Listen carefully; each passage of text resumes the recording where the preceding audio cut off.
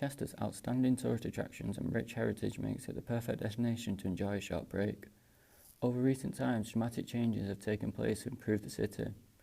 Chester is one of the UK's most visited short break destinations. I visited the cathedral to see exactly why. Until I think it was 3 years ago, you had to pay to come in. It was a £5 charge. And then the Vice Dean decided that we would drop that charge. We do ask for a voluntary donation.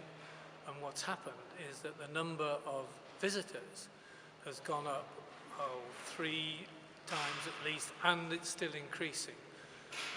And with the average voluntary donation times the increase in numbers, then we are getting at least the same revenue as we did before. Another historical structure which generates an abundance of attention is the iconic Eastgate Clock, which had recently undergone restoration in the new year and was reopened on the 24th of February to the pleasure of tourists.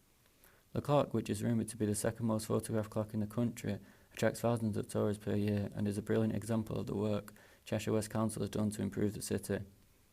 I made my way across town to speak to Richard, the manager of Grosvenor Museum, to investigate how popular the museum is. Well, what we originally saw was a decline in visit numbers. So we were doing something like 100,000 visitors, and it went down to about 80,000 about 3 or 4 years ago. What we've noticed is there is a bit more of a steady climb up now.